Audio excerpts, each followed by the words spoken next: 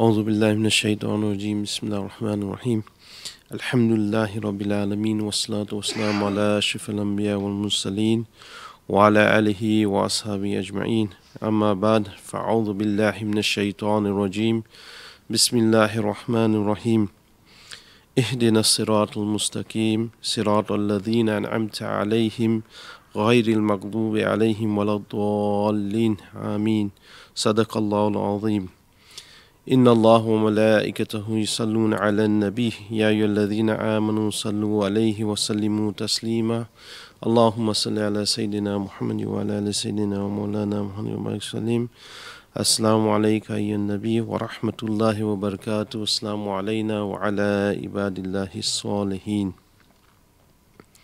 All praise to Allah subhanahu wa ta'ala, who has created this opportunity for us to be here today.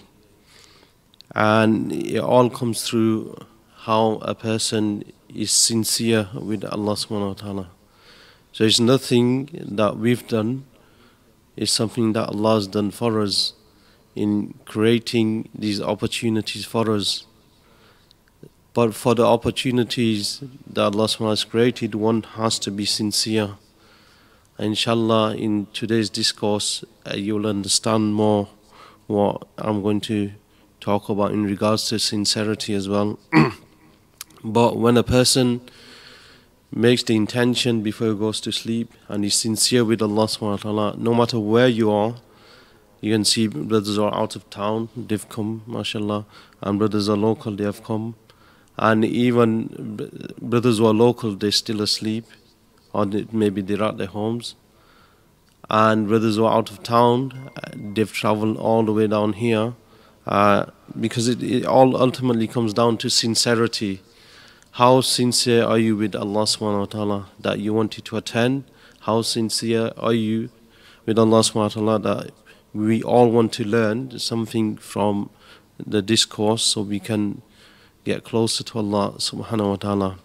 And ultimately Allah subhanahu wa ta'ala sent His Messenger sallallahu alayhi wasallam, peace and blessings be upon him and his family and companions, who ultimately taught us this path towards Allah subhanahu wa ta'ala and how to become close to Him, and the sacrifices that the companions made so that we could become closer and attain eternal salvation, which is paradise, and be with Allah subhanahu wa ta'ala and see Allah subhanahu wa ta'ala and be in bliss and harmony forever.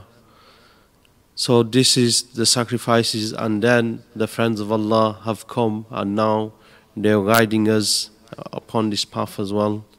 So peace and blessings upon all of them who have contributed towards us being here today. So if you can see where it started, Allah, from the Messenger sallallahu alaihi wasallam, through the companions making the sacrifices, through the awliya, Allah is making the sacrifices for us to be here today in this gathering. So ultimately it's come down through a chain. So never forget the sacrifices they made, and never forget the sacrifices that we have to make as well.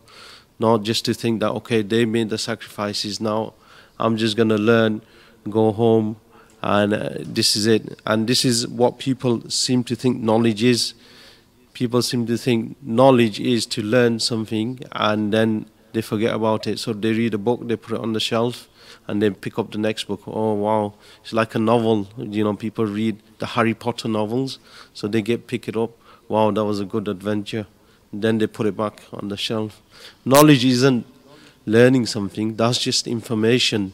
A person is getting information, that's it. Knowledge, the true knowledge is that a person learns the knowledge and he acts upon that knowledge. That is true knowledge. So even if a person, say for example, at a time of companions and other friends of Allah, they would learn a little bit from their sheikh, they would learn a little bit from Rasulullah sallallahu alaihi wasallam, and then they would disappear for a few weeks, maybe even few months, until that one piece of knowledge that they had, they acted upon that, until they fully acted upon it, fully it was in their hearts, and then they would come back and they would attain more knowledge.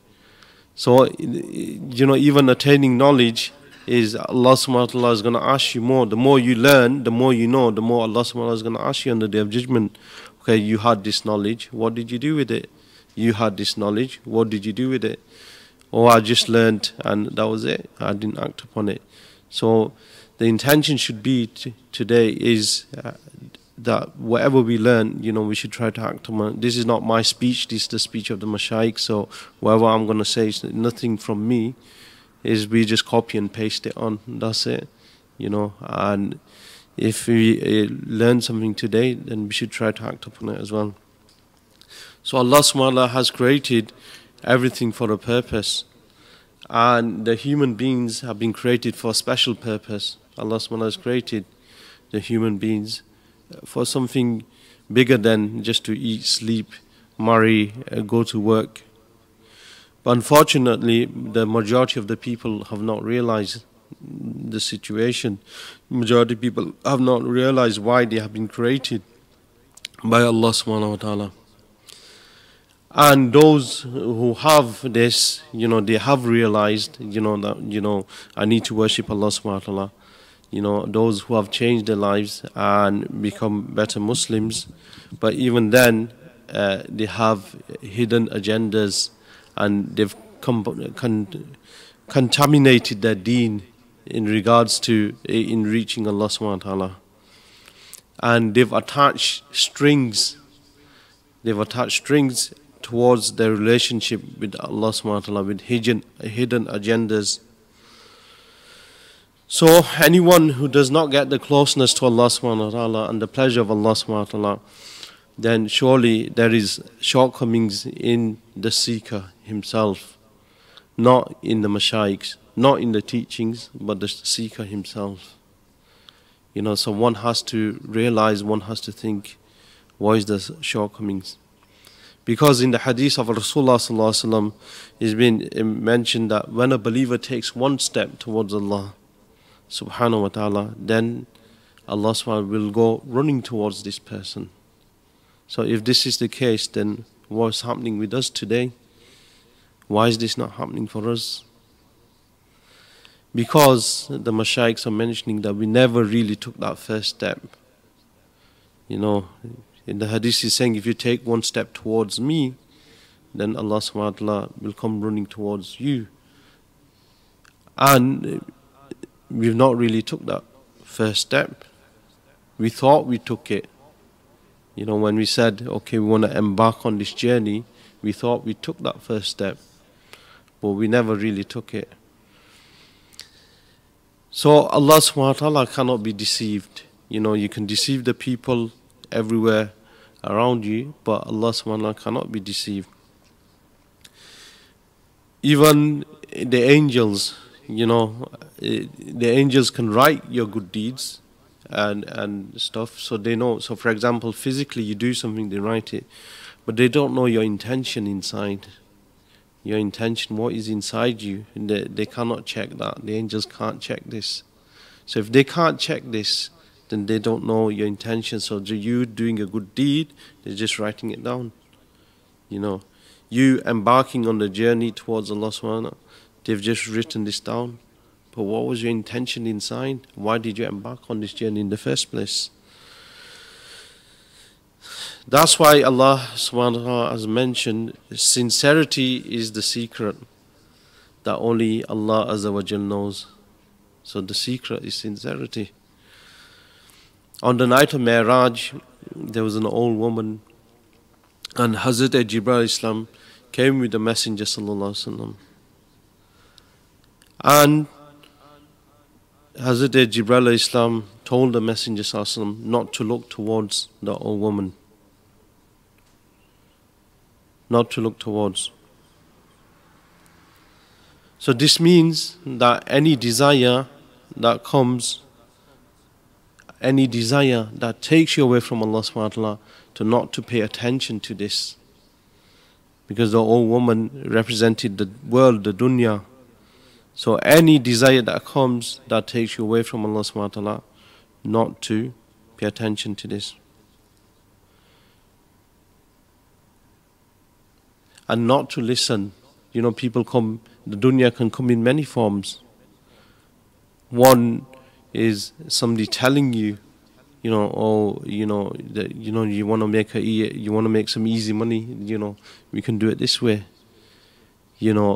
or somebody calls you towards, for example, it's the majalis time, you need to attend Monday majalis or Thursday gathering, but then, the shaitan can come through your family members.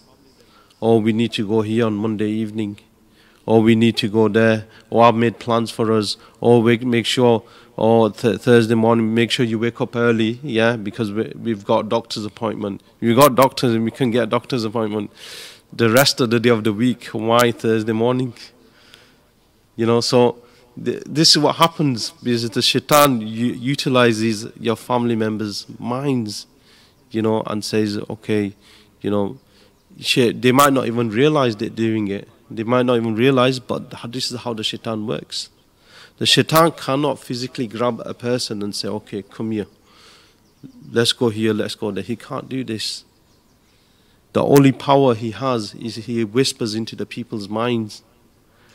Now, if a person doesn't know this knowledge that we learn from the mashaykhs, may Allah bless them, if you don't know this knowledge, then we won't know how the shaitan is attacking you. How the shaitan is attacking you, you see. But if you know this knowledge, you know that, oh, I've got to do this, or I've got to go to, Jamaat, I've got to pray my salah, and suddenly your wife says, okay, or, whatever comes in, somebody rings you, oh, let's go here, let's go there. Then you got to think, whoa, hang on a minute. I've just made the intention to go to, Fajr or Zohar or Asr, whatever Jamaat I'm going to, and suddenly I get a phone call saying that, oh, you need to go here, we need to go. So then you realize that, okay, hang on, maybe the shaitan's working through him to take me away from Jamaat. So what does happen? Like, people tend to pray their salah at home, and the ones who pray their salah at home, what happens is, okay, they start praying at home at the beginning. It's more harder, yeah, to pray salah at home on your own, yeah, than to come to the masjid. You feel more lazy, you feel lethargic, you can't, you really have to force yourself. When you come to the masjid and for example, you're praying your Isha, it becomes very easy. When you come to the masjid, when you're praying 20 rakats tarawih, it becomes very easy. When you pray 20 rakats tarawih at home, it becomes harder. Even though, for example, if you prayed 20 rakats tarawih, just alam tara to one nas, yeah, it's a lot easier, but even then it's harder. Because the Jamaat has a blessing, in regards to this. So the Jamaat, praying with Jamaat has a blessing. And sticking with the Jamaat, you more or less, the shaitan will attack you a lot less. Because, for example, what will happen is if you're with a group of brothers and Allah subhanahu wa ta'ala has blessed them with different types of knowledge. Somebody might have wisdom, somebody might have something else that Allah subhanahu wa ta'ala has blessed them with. And what happens is if you go weak and then you're around the brothers, then what will happen is they'll pull you up. They'll pull you back up and they'll give you that strength and they'll give you that motivation. But if a person isolates himself away, especially from the Jamaat, people don't know what's going on, you ring the brother, it doesn't pick up your phone call, and then eventually the shaitan, when the time is right, when he's at his lowest point, this is when the shaitan attacks the person. So another example is when a person is doing, for example, his personal amals, and suddenly he comes through somebody else and he stops you from doing your personal amals. So what happens is, as we were mentioning, so while the dunya comes towards you, like it came as an old woman, then you should not pay any attention to this. You know what is right, so you stay focused on your end goal. Your end goal is Allah subhanahu wa ta'ala. You want Allah subhanahu wa ta'ala, so you just focus on this, nothing else. Anything that comes in your way, you just get rid of it. Meaning, you can delay, for example, not get rid of your friends or anything like this. So tomorrow I don't want to see, I went to the majalis and he said, get rid of anything that comes in your way. And I've got rid of all my friends. It doesn't mean that way. What I mean to say is that you focus, so for example, majalis, Thursday majalis, Jamaat with namaz, giving dawah, and these are your priority lists. They should be number one at the top. So people's dunya is different things. Affects people in different ways. Like the mashayikh we've heard many, many times, dunya is money. Dunya is not money. Dunya is anything that can take you away from Allah subhanahu wa ta'ala. So it can be your wife, it can be your children, it can be your mobile phone, it can be your laziness, it can be your sleep. So it can be anything that's stopping you doing this. So anything that's stopping you doing your personal amals, anything is stopping you doing your course of self-purification, anything is stopping you attending Jamaat to the masjid, anything that is stopping you giving dawah, anything is stopping you doing these things, then whatever's stopping you, then that is your dunya. So you need to start focusing and thinking. People think, okay, I'm doing self-purification. No, you have to convey the message. It's part and parcel of your purification. Don't just think that, oh, I can just do this. No, you're not. Because I've mentioned this many, many times before. There's a person at the time of Bani Israel, he was purified person. And Allah subhanahu wa ta'ala asked the angels to destroy the whole of that community. And when the angels went to that person, not only that, he opened up his book of deeds. We have a book of good deeds and book of bad deeds. So he opened it up. And he never saw nothing written on the book of bad deeds. Absolutely nothing. He had a look. He says, there's nothing in there. And he opened up the book of good deeds, and it's all full. And the mashaykhs are saying that this person was purified. He had purified his body, he's purified his mind, he's purified his heart. So he's way above us. So he already purified himself. But even then, when the angels went back to Allah, Ya Allah, what should we do? We're scared if he might be your friend. Allah going to start with him first, destroy him first. So the punishment came and he got destroyed first. Why? Because when the angels went back asking Allah subhanahu wa ta'ala, because they were confused. Even the angels, they even ask Allah subhanahu wa ta'ala. So there's no harm in us asking as well. If you're confused over something, there's something in your heart, present it to your teacher and ask them. Rather than, fighting over it all the time. Oh, this, that.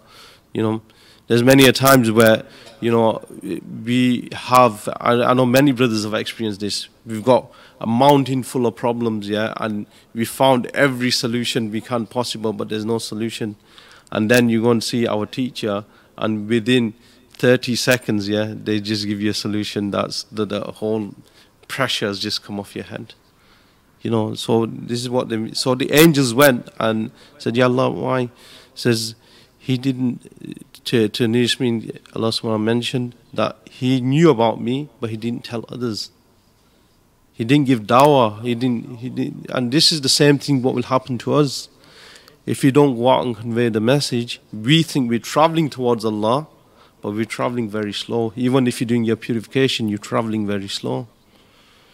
Because the two wings of the seeker, one is that he does everything, personal amals, purification, and the second is giving dawah. And then with the two wings, he'll fly towards Allah subhanahu wa ta'ala. So this is what we have to do, whether we like it or not. When they say, somebody say, we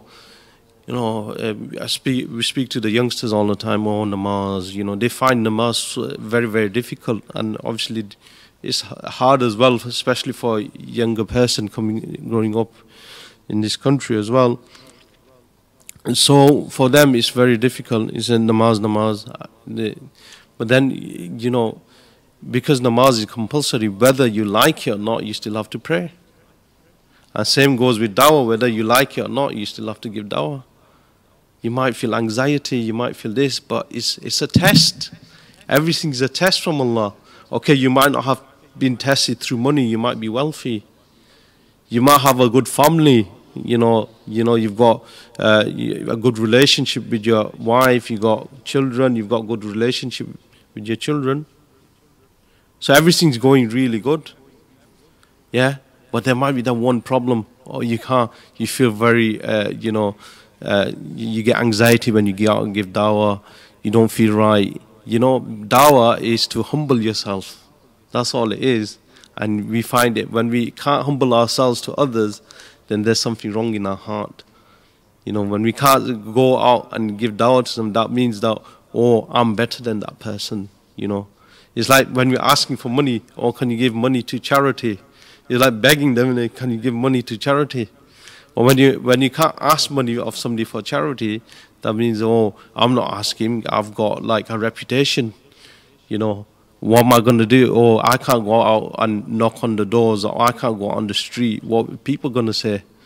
We come to the masjid, sit in the first saf, and then we start thinking, yeah, I'm somebody. No, you should humble yourself, and you should go out and give dawah, and you should help others. Helping others is a means to even reaching close to Allah subhanahu wa ta'ala a lot quicker. So what does listening, the Mashaykh saying, what does listening to the shaitan means?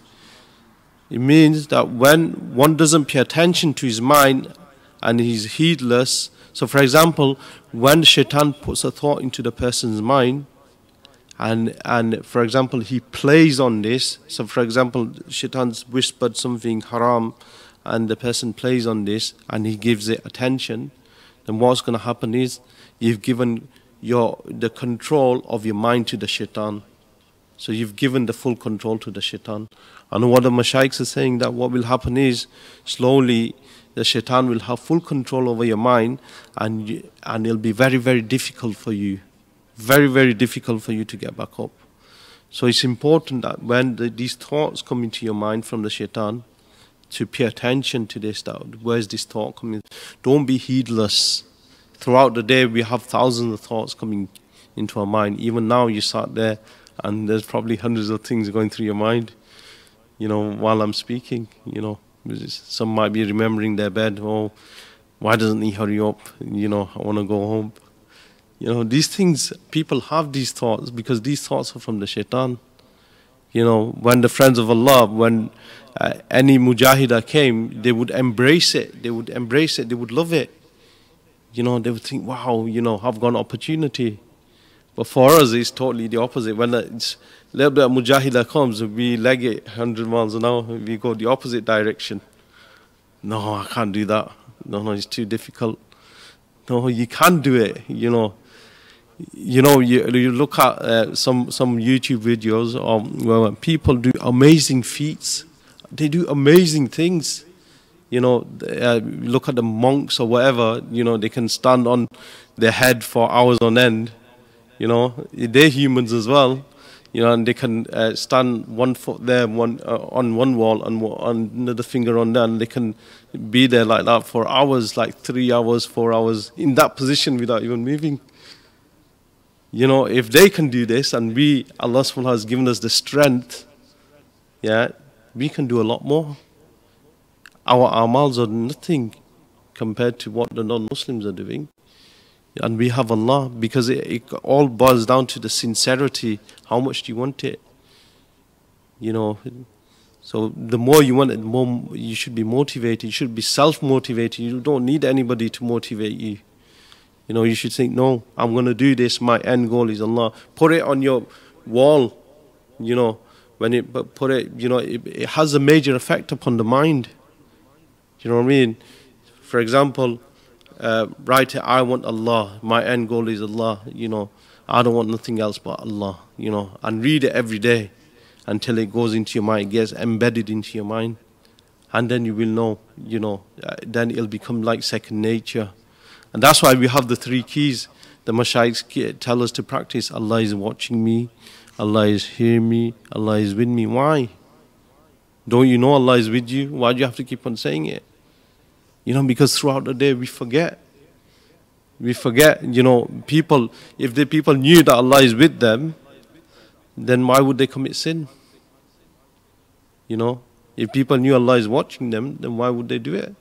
Because people forget, as humans we forget, so we embed this into our mind, Allah is with me, Allah is one. Then it becomes like second nature, that you know that wherever you go now, Allah is with you, and you actually believe in it then.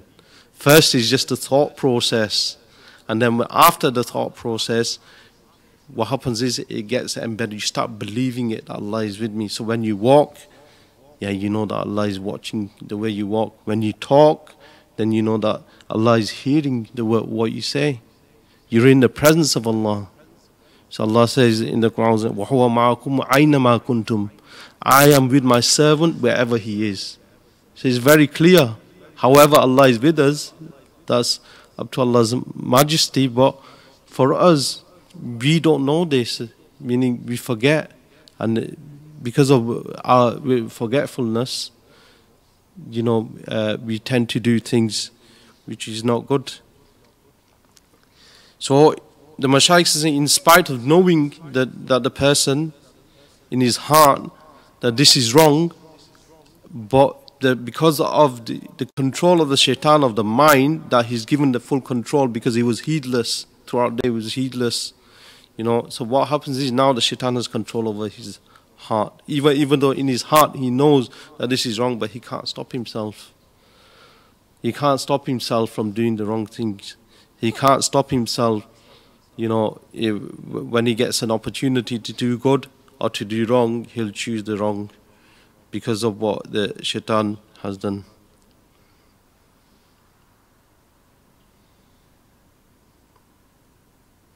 Also, at that time, Hazrat Jibreel Islam didn't inform the Prophet ﷺ, in regards to the lady. All the Hazrat Jibreel Islam said was not to pay attention, and the Prophet ﷺ followed. But the Prophet ﷺ has more knowledge than Hazrat Jibreel Islam. The Mashaykh is saying the Prophet has more knowledge, but Hazrat Jibreel Islam was a means from Allah subhanahu wa ta'ala. So it was actually Allah subhanahu wa ta'ala guiding the Prophet ﷺ. So same way for the seeker, when the Shaykh tells him to do something, he shouldn't look for wisdom and why. When our teacher says something to us, we don't say why or what's the wisdom behind it, what's the reason. We are not becoming a shaykh, we are becoming a seeker. First learn to become a seeker rather than thinking, questioning your teacher. Because the moment you say why, then you'll be cut off from your teacher. The spiritual blessings will be gone. So it's very, very important that we learn this. The wisdom and the knowledge is for them people who are going to treat people. So for example, if you're a doctor and you're going to treat people, then you need to know why. Why you need to do this, why you need to do that, what's behind this. But if you're a patient and the doctor is saying, or you're saying, I've got a stomachache, so the doctor gives you the tablet. Or why do I need to take this tablet? What's behind this tablet? Where did it come from? Who made it? What's this, that? So you ask so many questions. The doctor will say, well, listen, if you want to be the doctor, here's the seat, you can sit here and I'll sit there instead. That's what we'll come to, isn't it? So the Mashaykh is saying that learn to be a seeker, not a shaykh. So when the Prophet ﷺ was going towards the night of Mi'raj, and the one goal of the Prophet ﷺ was Allah subhanahu wa ta'ala, nothing else. And this is what the Mashaykh is saying, that our focus should be Allah subhanahu wa ta'ala and nothing else. Many things attract us, and when we go after them, making it our ultimate goal in life. Many people who start the journey or not have started, then for them the dunya becomes their obstacle, which is what we just mentioned. And then they base their relationship with Allah subhanahu wa ta'ala with something else. So for example, somebody might say, oh Allah, if you give me this, then I'll start praying 5 times namaz. Oh Allah, if you give me this, then I'll start practicing. Oh Allah, if you hear people all the time, oh, why don't you come to the masjid? Oh yeah, brother, I'm looking for a job. Inshallah, once I get a job, yeah, and then I'll start coming to the masjid. So what they're doing, they're basing their relationship, yeah, with Allah subhanahu wa ta'ala in regards to if they get worldly things. So he's saying that, how can you do this? You know what I mean? Allah subhanahu wa ta'ala is high, the mighty, and you want something so small, so trivial, and you want to base this relationship with Allah subhanahu wa ta'ala. How can that be possible? This is not good. Many friends of Allah were rich. You know, many awliya, they were rich in the worldly terms and they were rich spiritually. And their relationship wasn't based on, oh Allah, if you give me £2 million or whatever, $2 million, then, you know, I will increase my worship. It wasn't like this. But, you know, even if they lost everything, you know, it wouldn't matter to them. And this is, you know, there's nothing wrong with earning money, nothing wrong with doing business. But you cannot put business number one on your priority list and put Allah subhanahu wa ta'ala at the bottom. You know, really, or having a job, whatever, it should be that Allah subhanahu wa ta'ala is number one, you know, and all the things I mentioned, your purification, everything, and then comes, you know, your job. Or, you know, it should be in the priority list like this. But what we tend to do is we put our businesses, Allah subhanahu wa ta'ala first, and then if you have time, then we'll practice the deen. If you have time, then we'll go and give dawah. If you have time, then we'll do this, we'll do that, which is wrong. So, but for awliya Allahs, they were Allahs. You know, for example, they became Allahs and Allah became theirs. You know, that's how it was. That was their relationship.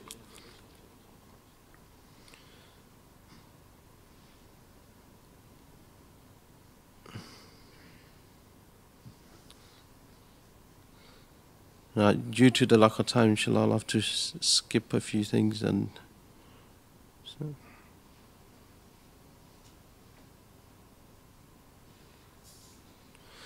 So Allah subhanahu wa ta'ala gave the instruction to the dunya, as we mentioned, that this is the instructions from Allah. Serve Him who serves me.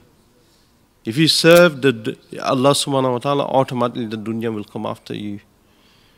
You know, you will get increase in your blessings, in your risks. And the other, what Allah subhanahu instructed the dunya was, disgrace the person who is chasing you. So whoever's put priority, this means priority. So whoever's put priority of the dunya first, then Allah subhanahu wa ta'ala is telling them to disgrace. How will they get disgraced? Through people. You know, you see many a times that people are on top of the world and then next minute they're at the bottom of the world. You know, this is the reason. People disgrace them. You know, you see many celebrities, yeah, and we think, oh yeah, he's got a lot of money, this, that, and the other. But if you go on their Facebook page, what happens? They're getting slated left, right, and center. Imagine, you know, reading, somebody's like, yeah, you open your page and then somebody's commenting on your post and he's just slating you completely. And then you go look at another one, then another one, yeah, then another one, and you have to go to sleep at night thinking that, look, you know, when somebody says one thing about us, then when we go to sleep at night, we toss and turn. Oh, why did he say this about me? Why did he say that about me? You know, you have this worry in your mind, and imagine thousands of people just like calling you, you know, on social media. How will this person have peace of mind when he goes to sleep? So everything looks hunky-dory. You know, oh, he's a celebrity, he's making money. Oh yeah, I wish I had his money. I wish I had his cars. I wish I had his mansion. You will have all this, inshallah, even better in the hereafter. But then what happens is, then you don't know the reality of the situation. You know, they can't even go out, you know, like us, we can go into town anywhere, go shopping without getting harassed. For them, they're always under the spotlight. We're under the spotlight as well. We're under the spotlight. Allah subhanahu wa ta'ala is watching us. You know, for them, they're conscious of people and media and cameras, but for us, Allah subhanahu wa ta'ala is watching us.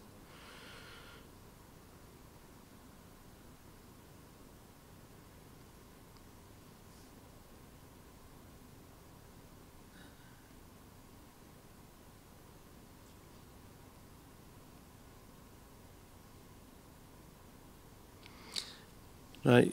So Hazrat Sheikh Najmuddin Kubra Rahmatullah said something which is unthinkable in regards to a person going towards Allah subhanahu wa ta'ala.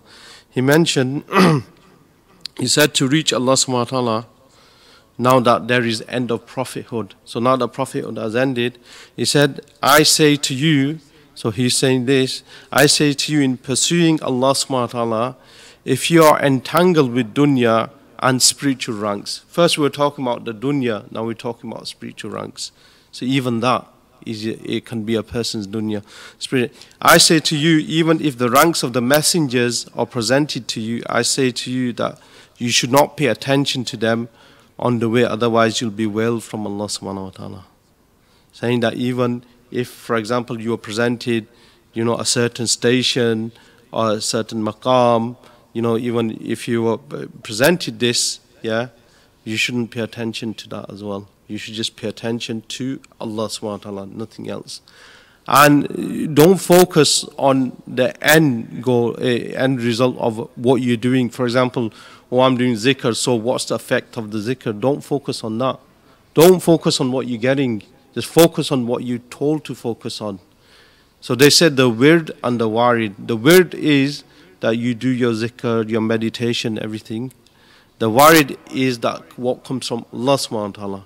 What comes from Allah subhanahu wa ta'ala, for example, the presence, you might increase in your presence of Allah, you might feel spiritually motivated, you might see visions, other things like this. You don't need to focus on that. You know what I mean? Now that, I'm doing my zikr, I'm doing my meditation, why am I not seeing anything? Or I want to go further, or I want to be part of Allah Divan, I want to do this, I want to do it. No, that's not up to you. You shouldn't be focusing on this. If you were focused on your purification, you should focus on, my eyes. Am I controlling my eyes? Am I controlling my tongue? Am I controlling my mind? Am I controlling my heart? Focus on what is in your control, not something which is out of your control. The moment you start focusing something which is out of your control, and this is where you're not getting anything. This is when the person is not getting, because he's not sincere with Allah. Imagine a person, Allah subhanahu wa ta'ala, a person wants Allah, now he's saying to Allah, Allah subhanahu wa ta'ala, I want this. I don't want you, I want this. This is indirectly, this is what the person is saying. And this is why he doesn't get anywhere. This is why he struggles, because his intention is all wrong. His sincerity is all wrong. So focus, and this is what, we see the brothers, mashallah, Allah has blessed them with this as well. But we see this, he's getting it, why am I not getting it? He's getting, why am I not getting it? I want to be where he is.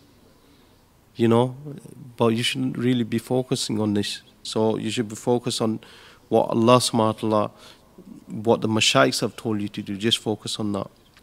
Even if a person is cleaning, for example, the mashaykhs give him to clean the pots in the kitchen, he will reach Allah subhanahu wa ta'ala through just cleaning the pots. Because that's his job, that's what was given to him. So he shouldn't need to focus on anything else. So when we become sincere, this is what the Mashaykh said, when we become sincere, then Allah subhanahu wa ta'ala will definitely respond to our call. It's like a missed call you give to somebody, it never misses. It's still on your phone, isn't it? And same way, Allah subhanahu wa ta'ala never misses a call. The moment we become sincere with Allah subhanahu wa ta'ala. When a person is not getting the response after numerous phone calls, it's because it's not the true call. He's not made the true call to Allah subhanahu wa ta'ala. And this is the reason why he's not getting the response. Because the line is clear, the connection is clear, but you've not made the true call. So once you do this, then this will what will happen. And the Prophet ﷺ has mentioned that Allah does not listen to a disconnected heart. When your heart is disconnected, then Allah does not listen. Once they were mentioning one of the friends of Allah, they mentioned that even when a person gives salutations upon the beloved Messenger ﷺ, even if at that moment, he's not in the presence of the Prophet ﷺ, he's not paying attention, that Durood Sharif that he's praying will take him further away from the Prophet sallallahu alaihi wasallam. Will take him, and we see people with this, Allahumma salli ala Sayyidina, and looking around everywhere. This is the real situation. So if a person prays Durood Sharif or sends salutation and his heart is not present in the Prophet sallallahu alaihi wasallam, then that what will happen is barriers will come in front of him, and he won't be able to reach the Prophet sallallahu alaihi wasallam. So again, it comes to the point that what the Prophet ﷺ mentioned, that Allah subhanahu wa ta'ala does not listen to a disconnected heart. And the Mashaykh said that many a times what happens is the people are present, physically, but mentally absent. And wherever the mind is, that's where whatever he gets will be there. So for example, a person might be sat here physically, but his mind is at home, so he gets no reward, even though he's physically sat here. The same with Salah. When the person prays Salah, physically is present, but his mind is somewhere else. What happens is, in the hadith, to the nearest meaning, that a black cloth is wrapped and thrown, that his namaz is thrown back in his face. So same way it goes with everything that you do, with namaz, with zikr, with meditation. Be present with Allah subhanahu wa ta'ala. Be present when you say Durood Sharif to the Prophet sallallahu alaihi wasallam. So the Mashaykh is saying, worship consists of two things: who you are worshipping and what is the purpose of your worshipping. So who are you worshipping and why are you doing it? And just to cut it, I don't really want to cut this because of the lack of time. I have to do this.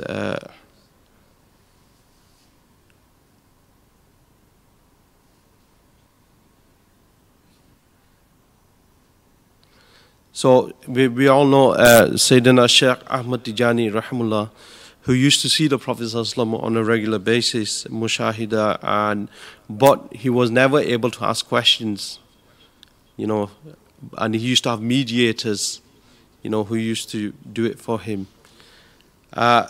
So one of the disciples who used to communicate with the Prophet ﷺ, one of the mediators said, "Oh Shaykh, when will I reach the next level? When will I reach the spiritual stations and rank?" He said to him, "O seeker, you are a seeker of Allah. And Allah subhanahu wa ta'ala, before creating anything, meaning the world and everything, He distributed physical and spiritual rizq. And you are saying this, saying that, this is the final point before we finish, inshallah. He's saying that, when will I reach the next level to Shaykh? And the Shaykh is telling him that, before you were created, Allah subhanahu wa ta'ala had distributed your physical rizq and your spiritual rizq. And you're saying this, and it says this is your veil. Your veil is this in reaching Allah subhanahu wa ta'ala. Because you're looking for something other than Allah.